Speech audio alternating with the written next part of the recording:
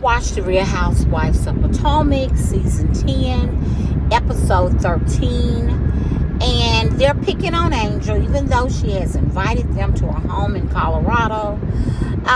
When they are at Monique's event, yes, Monique has written a book, and her family and friends are there to support her, including the women. And I couldn't help but to notice that Monique's mom is fine. So as Monique continues to age, she herself, if she looks anything like her mom, she will continue and remain fine. Her brother was there, her sister was there.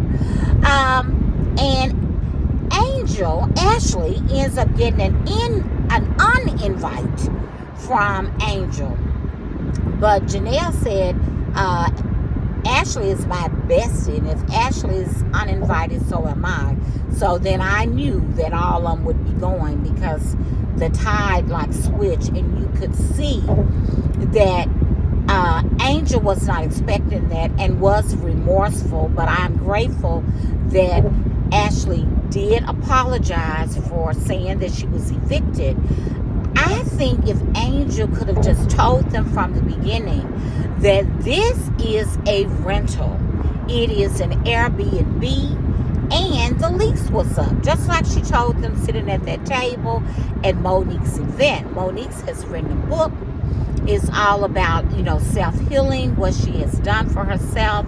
And as she's reading an excerpt, Stacy says it's all about self.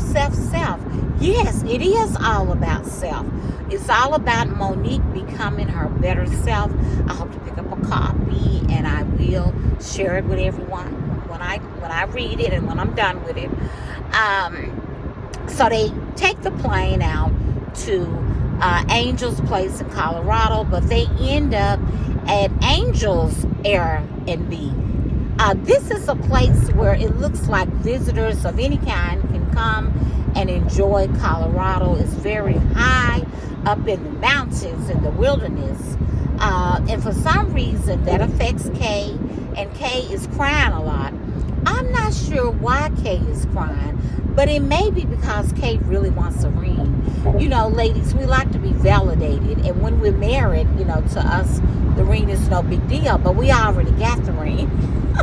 So the ladies who have not been offered the ring, they want a ring. So even though the elevation is high, that yes, Stacy got a good room, that even what's our friend Wendy got a nice room, but Wendy's room looked like it was for parents and kids.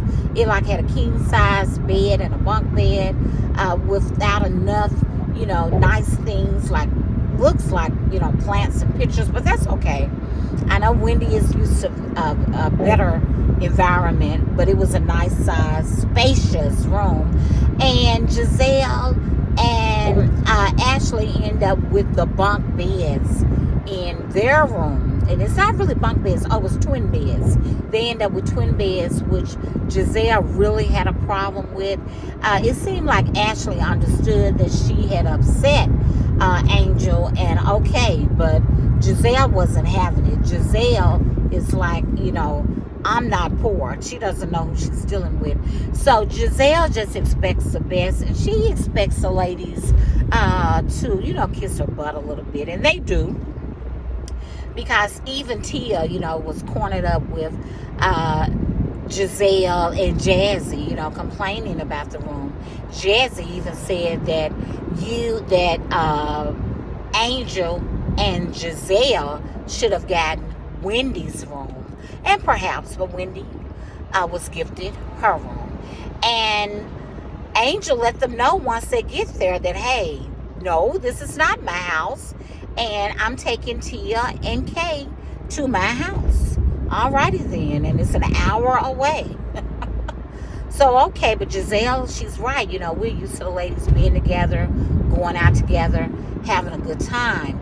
But Giselle, your Nevis comment that it was so nice that Angel had a lot to live up to was unnecessary, simply because Nevis is not your house.